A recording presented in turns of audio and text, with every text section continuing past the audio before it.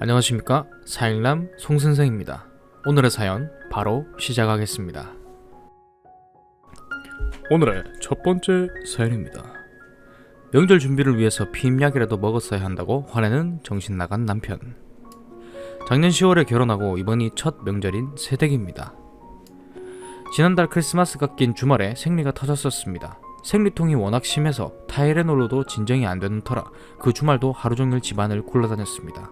그때 다음 달 설 전에 생리 시작하려나 명절 음식 할 때 생리통 있으면 안 되는데, 그랬더니 남편이 지나가듯 하는 말로 예전에 어디 놀러 갈 땐 생리 날짜 맞춘다고 피임약 먹은 적도 있잖아. 걱정되면 다음 달엔 약을 먹어라 라고 했었습니다. 그렇게는 대수롭지 않게 넘겼는데 이번 달에 하필 생리 시작이 늦어서 딱 목요일 밤에 시댁 가는 길 차 안에서 생리가 시작됐습니다. 급한 대로 집에서 챙겨간 타이레놀을 입에 털어 넣어도 전혀 생리통이 진정이 안 됐고요. 금요일 아침 8시부터 오후 3시까지 밥도 제대로 못 먹고 전만 수십 장은 부쳤고요. 재료 손질부터 전부입니다. 밤 9시까지 탕국을 끓이고 나물 부치고, 그러는 동안 생리통이 너무 심해서 식은땀이 뻘뻘 나고 음식하는 중간중간에 방에서 10분씩 누워있다 나오는 걸 몇 번 반복했습니다. 어머님께서 조금 못마땅해 하셨지만 제가 몸이 정말 안 좋아 보이셨는지 딱히 싫은 소리는 안 하셨습니다. 남편은 평범한 한국 남자라서 그냥 하루종일 TV 보고 누워있다가 옆에 와서 가끔 전 주워 먹고 갔어요. 첫 명절이라고 시외가까지 인사 다니다가 일요일 아침에서야 친정에 겨우 왔는데 생리한 지 3-4일 지나서 그런지 생리통은 거의 없어져서 진정에선 평소처럼 지냈습니다. 근데 이게 남편의 심기를 건드렸나봐요. 오늘 집에 돌아와서 아까 불 끄고 자려고 누웠는데 남편이 조금 화난 목소리로 저에게 말을 걸었습니다. 여기서부턴 생각나는 대로 대화처로 쓰겠습니다. 야, 너는 진정 가니까 갑자기 안 아프더라? 무슨 소리야 갑자기? 너 우리 집에서 음식을 하면서 얼굴에 죽상을 해가지고 우리 엄마가 너 엄청 눈치 보던데 왜 친정 갔을 때는 괜찮냐고. 그때는 아팠고 친정에서는 안 아프니까 그렇지. 하필 설 직전에 생리가 터져서 시댁에 있을 땐 아파서 일도 못하고 들어누워서 시어머니 부려먹더니 친정 가니까 안 아프다 이거지? 아니 오빠 말을 뭐 그렇게 꼬아서 해? 생리가 그날 터진 게 내 잘못이야? 배 아픈 게 내 잘못이냐고. 그리고 내가 무슨 시어머니를 부려먹어. 내가 가만히 못 본 척하고 있어서 모를 줄 알았지? 너 음식 준비하다 말고 방에 들어가서 놀다 나오는 거 내가 다 봤어. 우리 엄마는 일하는데 결혼하고 첫 명절부터 넌 그러고 싶냐? 아니, 놀다 온 게 아니라 진짜 잠시 쉬고 나온 거야. 내가 아프고 싶어서 아팠냐고. 네가 진짜 생각이 있는 며느리였으면 미리미리 준비를 했어야지. 뭔 소리야 진짜. 무슨 생각이 있으라는 건데. 어디 놀러 다닐 땐 좋다고 피임약 먹어서 생리 날짜 미루는 거 했으면서 왜 명절엔 피임약을 안 먹냐고 묻는 거야. 너는 시댁이 놀러 가는 것보다도 못한 곳이야? 명절 준비가 쉬워 보이냐? 놀러 갈 땐 물에 들어갈 일도 있고 여행할 때 피곤하면 안 되니까 생리 미루는 거고, 이번에 내가 생리는 안 미뤘어도 음식 준비하는 건 다 했잖아. 뭐가 문제야? 그러니까 여행은 그렇게 중요해서 생리 미룬다고 약을 먹으면서 왜 이번엔 안 그랬냐고. 말이 안 통한다. 말을 말자. 이러고 서로 등 돌리고 잤는데 너무 화가 나서 계속 잠을 못 자고 뒤척에다가 글을 써봅니다. 제가 생리통 때문에 아무것도 못하겠다고 놀기만 한 것도 아닌데, 조금씩 쉬긴 했어도 어머님이 시키는 거 다 했는데, 그리고 그러는 동안 정작 신랑은 TV만 봤으면서 억울하기도 하고요. 또 한편으로는 진짜 여행 간다고도 생리를 미루는데 명절이면 시부모님을 뵙고 음식 준비하는 거라 더 중요한 거니까 진짜 생리를 미뤘어야 되나 싶기도 하고요. 근데 그렇게 피임약을 쉽게 먹고 싶지도 않고 너무 혼란스럽습니다. 평소에 알콩달콩 신혼생활 한다고 생각했는데 첫 명절 때부터 아무것도 아닌 일로 싸움이 나니까 너무 우울하고요. 왜 명절 증후군이라는 게 생기는지도 알 것 같고요. 제가 정말 잘못한 건가요? 다음 명절부터는 생리 날짜 미리 체크해서 피임약 먹으면 명절에 방해 안 되게 신경 쓰는 게 맞는 걸까요? 추가합니다. 영문도 모르고 욕먹는 남편의 변명을 제가 하자면, 지난 글에서 이거저거 다 빼먹고 딱 설 연휴 사건만 써서 좀 오해가 있으신 것 같습니다. 남편의 성격이 화를 낼 때 표정이랑 말투가 진짜 무섭긴 해요. 나이 차이도 좀 나는 편이라 더 아저씨? 같고 무서운 게 있습니다. 8살 정도 차이가 납니다. 저는 20대 후반, 남편은 30대 중후반. 근데 남편이 제 앞에서 화를 낸 적은 거의 없어요. 분노 조절 장애 이런 거 아닙니다. 작년 가을 결혼한 이후로 이제까지 한 번도 둘이 싸우거나 화낸 적이 없어요. 당연히 폭력, 폭언 이런 것도 없죠.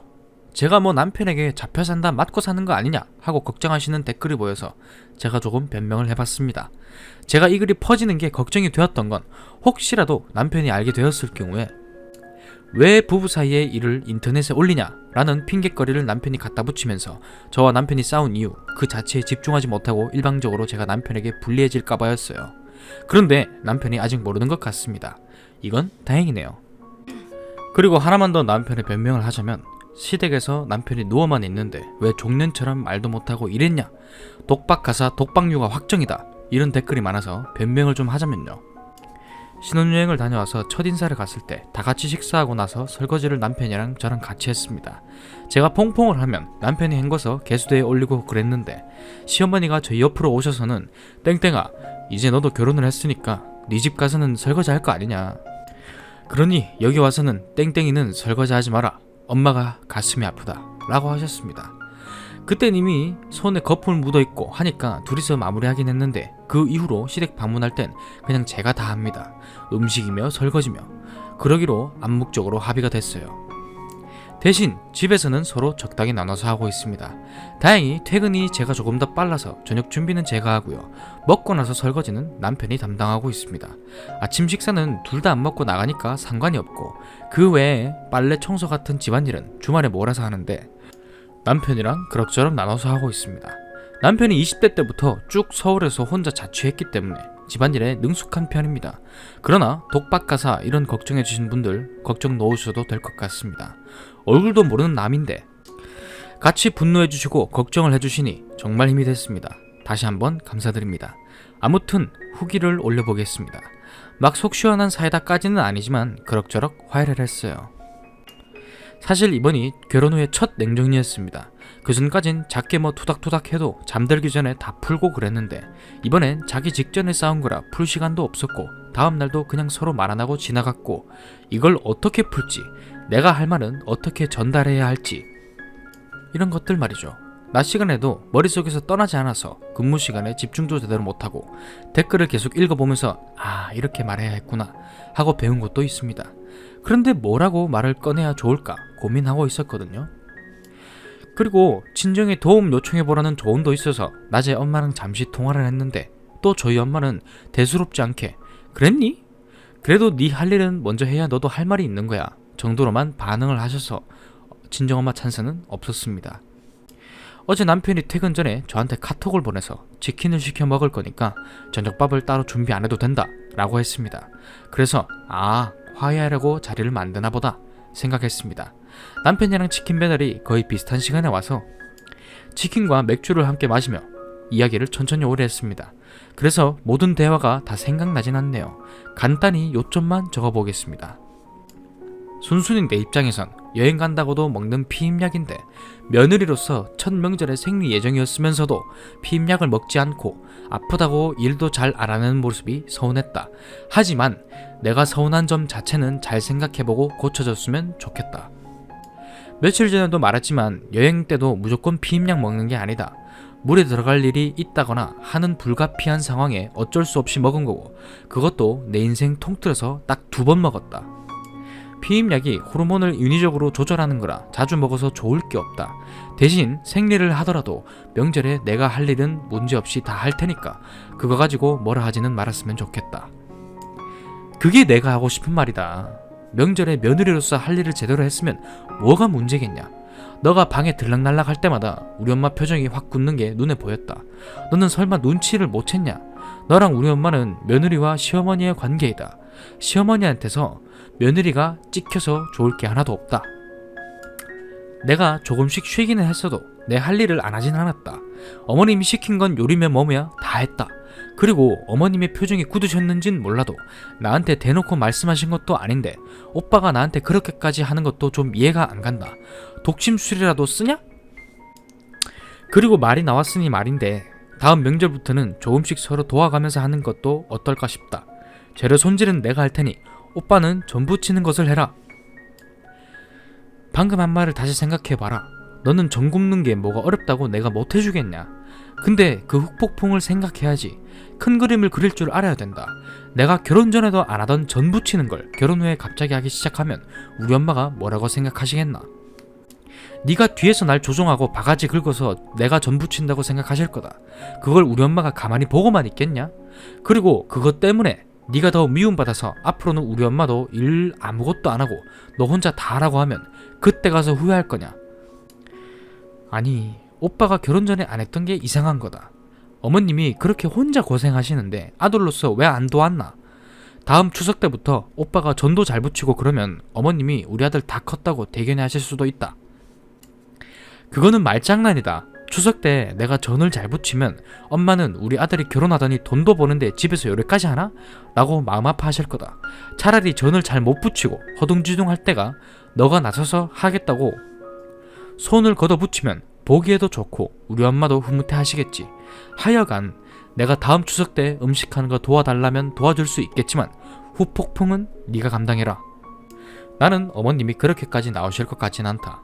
그리고 만약 그렇다고 해도 오빠도 내 남편으로서 중심을 잘 잡아줄 수 있는 문제라고 생각한다.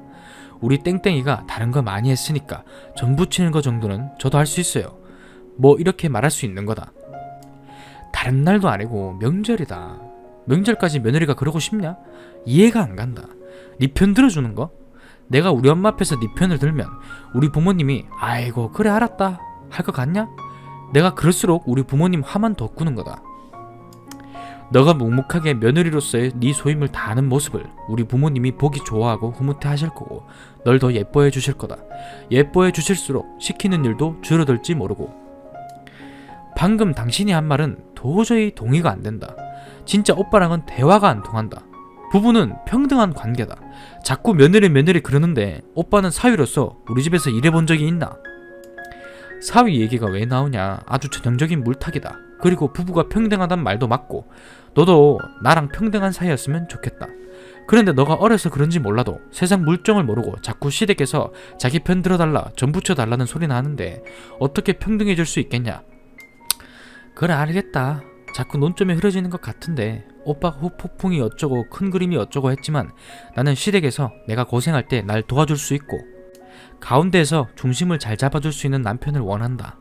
오빠가 아까 나한테 며느리로서 할 일을 잘하라고 요구했듯이 나도 이걸 요구하겠다.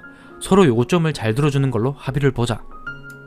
그래, 네가 나한테 바라는 게 정말 그거라면 네가 원하는 대로 해줄 수 있다. 후폭풍을 감당할 자신이 있나? 나는 오빠가 말하는 그 후폭풍이라는 게 없을 거라고 본다. 대신에 나도 며느리가 해야 할 일은 제대로 잘 챙겨서 하겠으니 앞으로 내가 명절 전후에 하는 일에 입대지 말았으면 좋겠다. 알겠다. 다음 추석까지 집에서 부침개 몇 번 부치다 보면 아마 명절에 내가 너 능가할 수도 있다. 그때 놀라지나 마라. 이건 거의 농담조로 얘기했습니다. 이렇게 마무리하기까지의 거의 2시간 동안 맥주를 마셔가며 남편이랑 대화를 했습니다. 핑퐁 게임처럼 말을 주고받는 걸 한꺼번에 줄여서 합쳐 쓰고 나니 좀 짧아 보이네요. 아직 남편의 생각이 고루하고 가부장적인 그런 면이 있는 건 사실이지만 본인 스스로도 다음 명절부터 뭐가 어찌됐든 음식 준비를 돕겠다고 약속했으니 이번 추석 때는 조금 달라질 거라고 생각합니다. 댓글에서 써주신 것처럼 뭐 집어던지고 소리 지르고 까진 안 했어도 할 수 있는 얘기는 다 했는데 남편의 논리에 말문이 막힌달까? 좀 그런 게 있네요. 저도 다시 쓰면서 읽어보니 제 스스로가 답답합니다. 그런데 막상 대화의 자리에서는 말문이 턱 막히고 머릿속이 하얘지면서 뭐? 뭐라는 거야? 이러고 더 이상 못 받아치겠어요. 댓글 보고 공부를 많이 했는데 제대로 못 써먹어서 죄송합니다. 이 정도가 제가 할 수 있는 최선이었던 것 같아요. 아무튼 어제 그렇게 다 풀고 꼭 껴안고 잠들었고 오늘 아침 출근 때도 평소로 다시 돌아왔습니다. 남편과 냉전일 때는 집에 있어도 편하지 않았고 마음이 무거웠는데 어쨌든 잘 풀어서 다행입니다. 다음에 또 뭔가 남편과 어려운 다툼이 생긴 거나 하면 글을 남기겠습니다. 사실 글을 안 써도 될 만큼 화목하게 지내는 게 제일 좋겠지만요. 여러분 감사합니다. 두 번째 사연입니다. 신우의 개지랄 덕분에 이제 시댁에 용돈을 안 보냅니다. 안녕하세요. 저는 결혼한 지 2년이 다 돼가는 29인 새댁입니다. 저랑 신랑이랑 결혼하기 전부터 시댁이랑 마찰이 있어서 시댁이랑 저랑 사이가 껄끄럽습니다. 친정 쪽이 좀 넉넉한 편인데다가 저도 대기업은 아니지만 과분한 직장 3년은 다니면서 모아놓은 돈이 좀 됐습니다. 그래서 결혼 얘기 나오기 전에 집을 마련했고요. 이후 결혼 얘기가 나왔고 저는 결혼을 한다고 해서 멀쩡한 집을 놔두고 새로운 집 구할 필요도 못 느끼겠고 무엇보다 지금 직장에서 교통이 편하니까 그냥 이 집에 신랑이 들어오는 걸로 하고 얘기를 마쳤습니다. 여기까지 말을 하니 여러분들 감이 빡 오시죠? 네, 혼수 예단 뭐 그런 문제 길게 풀어쓰지 않아도 타다닥 계산 딱 나오실 테니까. 신랑도 처음엔 지네 집 편도 들었다 제 편도 들었다 하더니 결혼 준비하면서 시부모랑 시누이가 돈돈돈 하는 거 보곤 치를 떨곤 제 말을 아주 잘 듣습니다. 결국 큰 신호 작은 신호 시어머니 등에 업고 눈에 불을 켜고 난리난리를 치는 거 시댁이 아니라 그 극성맞은 시부모 모시고 사는 형님 댁에 도움 드린다 생각하고 시댁에 냉장고 큰 거 김치 냉장고 이렇게 2대 놔드렸습니다. 아무튼 그걸 시작으로 돈 번다고 지 신랑 기를 죽인다느니 신랑한테 부엌을 맡긴다느니 아주 미운털이 싹 박혔습죠. 뭐 저도 그 핑계 대고 시댁에 자주 안 가고 뭔 일 있을 때만 전화 드리고 이번에 태풍 때나 그럴 때죠. 그 정도로 지내서 마음이 편하지만요. 그냥 시댁이 아니라 형님 댁에 이쁨 받는다 이렇게 생각하고 시댁에 대하고 있습니다. 공통의 적이 있으면 적의 적은 동료라고. 형님은 저 엄청 챙겨주시거든요. 시부모님 모시고 나니까 신우들이 뭔 일만 치르려면 미리미리 저한테 말을 해주시고 또 시댁에서 뭔 일이 생기면 제 편을 들어주시니까 저도 그래서 형님 댁에는 잘하려고 노력하는데 또 그게 신우들 입맛엔 안 맞는 거죠. 그래도 눈에 가시인 며느리들이 지들끼리 뭉치는 것도 고가운데 최근엔 또 사건이 있었거든요. 지들이 돈 달라고 했을 때는 안 줬으면서 큰 며느리가 어려울 땐 제가 챙기고 돈다고. 혹시나 싶어서 설명하자면 큰 시누네가 잘 알아보지도 않고 남들 좋다니까 따라서 사업을 하다가 망했는데 이미 망해가는 게 뻔한 사업에 투자. 말이 투자지 지네 빚 갚아달란 거였습니다. 하라고 하는 거 미쳤다고 하나요? 한두 푼도 아니고. 더군다나 이미 빚 갚는다고 시댁에서 뽑아간 돈만 3억입니다. 그거 다 아는데 이제 결혼한 지 2달 된 저한테 와서 니네 집 돈 많으니 어느 정도 잃어도 큰 타격 없지 않느냐. 투자하는 셈 치고 어쩌고 저쩌고. 정말 이렇게 말하는데 시집 와서 얼마 안 돼서 몸도 사리고 이쁨 받아야 할 처지인데도 막 정이 다 떨어지고 도와줄 것도 안 도와주고 싶게 만들더라고요. 그래서 미안하지만 우리도 돈 없다 했습니다. 아니 막 결혼했는데 무슨 돈이 있겠냐고 했습니다. 그랬더니 슬금슬금 사돈 어르신은 요즘 잘 지내셔? 이러시면서 친정 이야기를 꺼냈는데 제가 선수쳐서 결혼할 때 시댁 냉장고 하느라 친정에 손 벌렸더니 이제부터 그 돈 갚으라고 성하다 뭐다 먼저 말하니까 그 얘긴 못 꺼내더군요. 물론 친정에 손을 벌린 적은 없지만요. 그리고 2달 전에 형님이 수술을 하셨습니다. 아주버님은 일을 다니시고 애들은 아직 초등학생이고 해서 제가 신랑을 보내서 애들을 챙기게 하고 신랑은 집에서 일을 하고 하는데 시간적 여유가 있는 편입니다. 저는 없지만요. 결국 주말밖에 시간이 안 돼서 주말에라도 병원에 가서 평일 내내 퇴근하자마자 형님 병수발 들고 아침에는 출근하고 힘드실 아주버님을 집에 보내고 제가 대신 병수발을 들었습니다. 시어머니요? 그동안 본인 모시는 게 누군데 형님 병문안은커녕 애들 학원 끝나고 집에 와서 배고프다고 하니까 작은아빠한테 돈 달라고 해서 학원 끝나고 햄버거 사 먹고 와 이랬답니다. 저녁에 밥을 하면 아침에 남는 밥 먹을 사람이 없다고요. 매 끼니 때마다 새 밥을 꼬박꼬박 해드려야 되고 전에 만든 밥은 몇 시간 전에 한 밥이든 하루 전날 남은 밥이든 식은 밥이라며 안 드십니다. 병수발이라고 해서 막 엄청 힘든 일은 아니고 그냥 당장 1, 2주 때 거동이 불편하시니까 그런 거를 도와드렸습니다. 덕분에 형님이랑 저랑 볼 거 안 볼 거 다 보고 더 가까워졌습니다. 형님이 부끄럽다고 막 그러셔서 퇴원하시고 몸조리 다 하신 후에 같이 목욕탕도 다녀왔습니다. 우리 형님 너무 귀여우십니다. 몸도 아담하셔서 화장실 갈 땐 제가 업고 다녔고요. 저는 덩치가 좀 있는 편이라 자꾸 말이 앞으로 좀 새네요. 신랑이 프리랜서라고 하면 프리랜서인데요. 돈은 벌지만 제가 버는 수준에는 못 미칩니다. 한 번 하는 거 끝나면 한동안 일이 없으니 일도 정기적인 게 아니고요. 뭐 그런 남자가 뭐가 좋아서 결혼했나 하실 수 있겠지만 금전적으로는 제가 신랑 수입을 커버할 정도는 되니 괜찮습니다. 무엇보다 인간이 참 제대로 된 사람이라 이 사람만 믿고 결혼했습니다. 물론 자연스럽게 집안 가사는 집에서 일하는 신랑 차지가 됐고 저도 주말에만 좀 도와주는 정도로 바뀌었고요. 물론 경제권도 제가 쥐게 되었습니다. 신랑이 통장 활용 방법을 모르고 그동안 월급을 그냥 은행에서 추천하는 통장에만 따박따박 넣어서 쓰고 있었더라고요. 그래서 제가 적금을 넣고 정예를 넣고 보험을 들고 그러다 보니 자연스럽게 월급 관리도 제가 해주게 되었습니다. 이 일을 엊그제 작은 신우가 알게 되어서 시댁에서 아주 그냥 전화가 미친듯이 옵니다. 뭐 돈이 급해서 오빠한테 돈 좀 달라고 했는데 신랑이 그런 거죠. 자기 돈 관리 네 새언니가 하니까 새언니한테 말해라. 자기는 돈 없다. 근데 알고 보니 그 돈이 급한 게 지 화장품 사고 싶은데 돈이 없으니 지 오빠한테 돈 받아 쓰려고 한 거였더라고요. 뭐 이번에 새로 나온 신상이라 기념으로 뭘 더 얹어준다는 둥, 빨리 사서 리뷰를 해야 된다는 둥. 블로그에 포스팅하는 게 취미인데 파워블로거 이런 것도 아니고요. 그 일에서 돈 버는 사람도 아닙니다. 근데 뭐 하나 나올 때마다 꼭 사야 직성이 풀리는지 지 화장대에 다 안 쓰고 넘쳐나는 게 화장품이거늘. 아무튼 작은 신우 얘기만 해도 글이 500자는 넘게 나오겠지만 지금 쓰려는 건 그 얘기가 아니니까 넘기겠습니다. 제가 좋은 며느리 착한 며느리가 아닌지라 오늘 오전부터 작은 신우한테 전화가 와서 저한테 뭐라고 하는 거 따박따박 말대꾸하고 작은 신우랑 저랑 동갑이라서 저도 할 말을 다 하고 삽니다. 그 다음에 점심을 먹고 나서 시어머니한테 전화 온 거 뭐 자고로 집안의 가장은부터 시작해서 여자가 경제력을 잡으면 어쩌고 저쩌고 너 지금 내 말 듣고는 있는 거니 어쩌고 저쩌고 네네 듣곤 일단 끊고서 부글부글 끓는 마음 신랑한테 네 월급 네가 관리해라 말하고 통화 내용 녹음된 거 들려주니 신랑은 아무 말 안하고 시어머니한테 전화해서는 엄마 덕분에 땡땡이랑 나랑 월급 들어오는 거 각자 관리하게 생겼다. 꼴랑 몇백 버는 거 내가 보험 내고 뭐 하고 다 하면 남는 건 내 용돈밖에 없으니까 앞으로 용돈 못 보낼 것 같다. 요렇게 말하곤 딱 끊습니다. 어휴 우리 신랑 어쩌나 이렇게 이뻐 보이는지.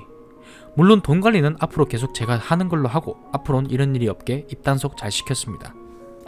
어쨌든 이제 한 달에 50만원 드리고도 욕먹는 용돈 안 드리게 됐으니 속은 편합니다. 물론 신랑 전화 듣고 가만히 있을 시어머니가 아니시지만 그건 나중의 일이죠. 지금 당장은 아주 그냥 행복합니다. 안 그래도 추석 때 뭐라 잔소리 듣고 부려먹 커진 거 열받아서 열받은 김에 저번 달 용돈 안 드리고 인사하며 직접 드리려고 했는데 금요일 퇴근하고서 지친 몸을 이끌고 밤늦게나마 갔더니 뭐 시어미가 장 다 보게 시켰다는 둥 일 다 해놓으면 그제사 몸만 쏠랑 올 줄 알았다는 둥 이럴 줄 알고 일부러 안 하고 기다렸다는 둥 열받아서 용돈을 안 드렸습니다. 이번 달 용돈도 아직 안 붙였는데 이 돈으로 몰래 형님네랑 식사를 하고 새언니네 조카 나올 날이 얼마 안 남았는데 애기 옷도 더 보내고 친정 부모님께도 홍삼을 보내드려야겠네요. 신랑한텐 미안하지만 미운 시집 용돈을 안 챙기니 이렇게 할 수 있는 게 많습니다. 저녁 꼬숩게 맛있게 드세요. 추가합니다. 결국 시모랑 신랑이 대판 싸웠습니다. 신랑이 아는 형님이랑 저녁 식사를 하고 있을 때 작은 신우에게서 전화가 왔더랍니다. 뭐 제가 시모 전화도 무시하고 그런다는 내용. 그러면서 오빠가 맨날 말을 들어주니까 시댁 무서운 줄 모른다는 둥 얘기를 했더랍니다. 결국 또 작은 신우랑 대판 싸우고 작은 신우가 시모에게 이르고 얼마 안 있어서 시모에게 전화가 왔답니다. 신랑한테요. 신랑이 전화할 때는 받지도 않으시더니 아무튼 처음에 잔소리를 하다가 작은 신우랑 싸웠다고 그건 그렇고 너네 왜 돈 안 넣냐 소리가 나와서 우리 신랑이 시침이 뚝대고 내가 전에 말하지 않았냐 또 녹음한 거 들려드리냐 했더니 불효한다고 또 뭐라고 너한테 돈 없으면 땡땡한테 말해놓으라고. 자기가 전화해서 얘기하겠다고 하는 거 신랑이 땡땡도 지금 돈 없다고 그때 엄마랑 작은 신우 때문에 대판 싸우고 월급도 각자 관리하고 부모님 용돈도 각자 부모님한테 알아서 드리기로 했다고 다 땡땡이랑 엄마가 난리쳐서 이 꼴 난 거니까 자기 이혼하게 할 거 아니면 땡땡한테 연락하지 말라고 했답니다. 그랬더니 시모가 아니 걘 왜 지네 집도 잘 살면서 거기로 돈을 보내냐고 또 난리. 너는 왜 가장이 돼서 부인한테 잡혀 사냐고 왜 가장인 네가 돈 관리를 해야지 운운하시는 거 우리 신랑은 엄마 누나한테도 그렇게 말해. 그때 얘기 들어보니 누나한텐 누나 돈 관리하라고 그랬다더만 하면서 왜 차별하나 그랬더니 우리 시모의 말씀 네 큰누나랑 네 와이프랑 같니? 결국 폭발한 신랑 시모랑도 대판 싸웠습니다. 평소엔 한 귀로 듣고 흘리는 거 한두 번도 아니라서 그냥 흘립니다. 아는 형이랑 한 잔 두 잔 하면서 술 기운이 돌던 때라 막 화가 났다네요.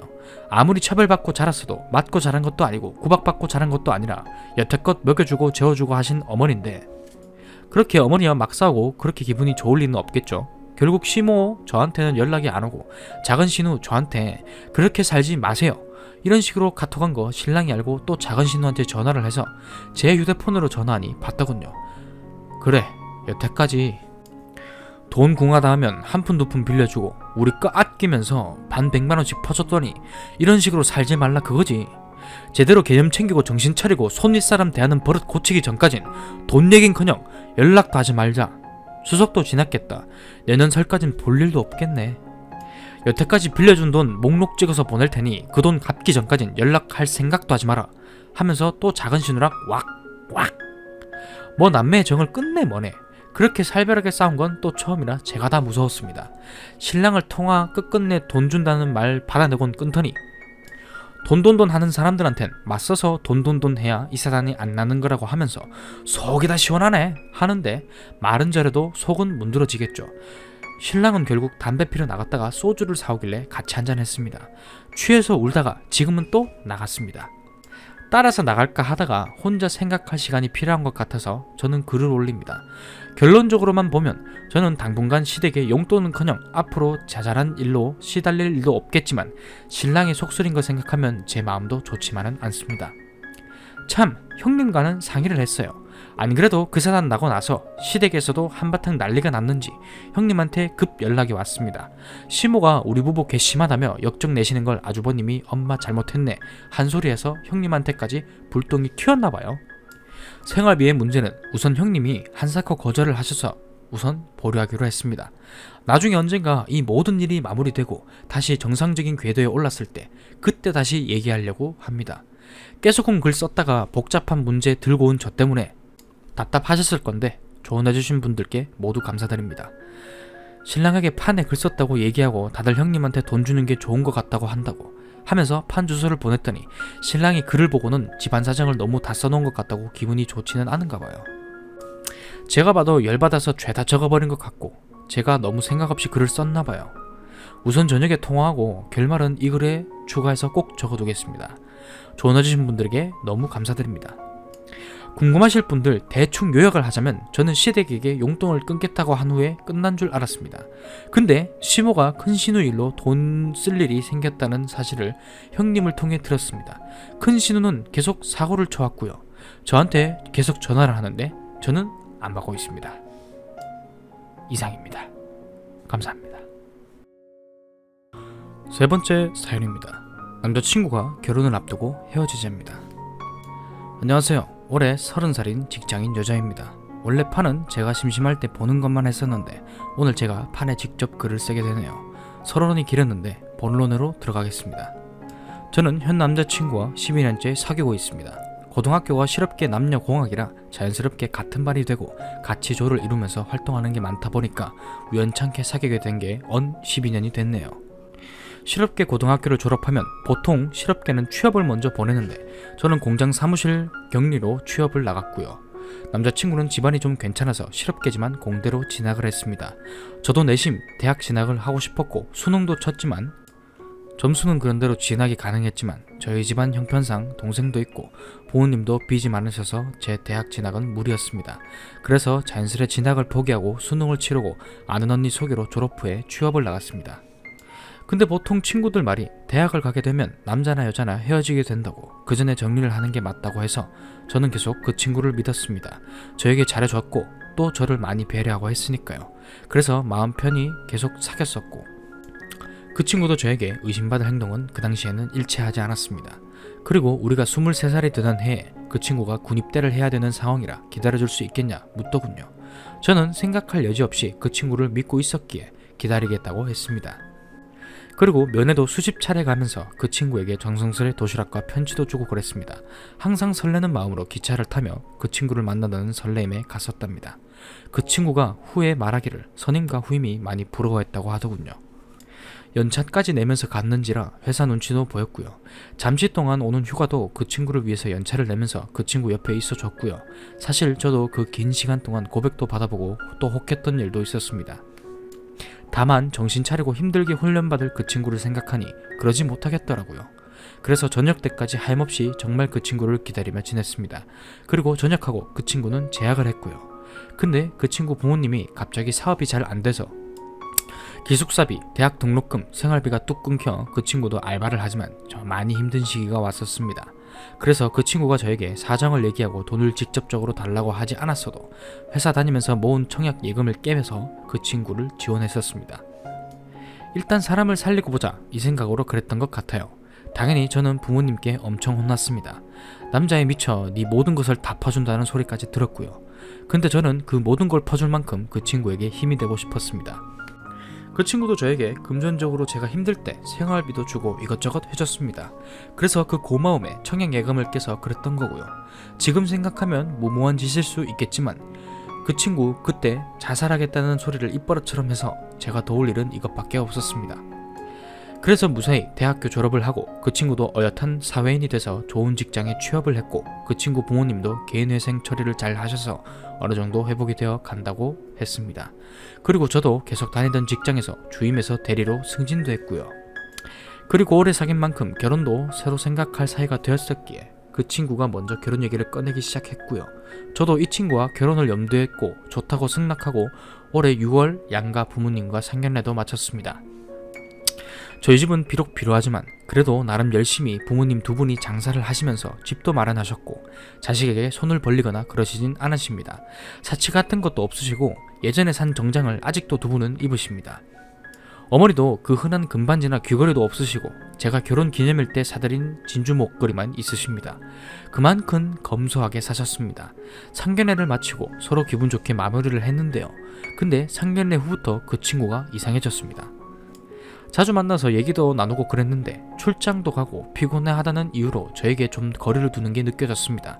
저는 느끼긴 했지만 이해하고 넘어갔는데 그 친구가 일주일이 넘도록 연락이 안 되고 제가 연락이 안 되는 거에 화를 내니 도리어 집착 좀 하지 마라, 바쁘다, 그렇다 이런 소리를 했고요. 그래서 잠시 서로 거리를 두자고 제가 먼저 이야기를 했습니다. 헤어지는 게 아니고 딱 2주만 시간을 갖자는 식으로 말을 했습니다. 그리고 오늘 남자친구와 헤어지자고 연락이 왔습니다. 결혼이라는 게 두 집안을 보는데 우리 부모님이 너네 집안을 보니까 너무 격이 맞지 않다는 식으로 얘기를 했고 또 자기도 결혼은 신중히 하고 싶다네요. 너무 벙쪄서 아직도 읽고 답을 못하고 부모님께 말도 못 드렸습니다.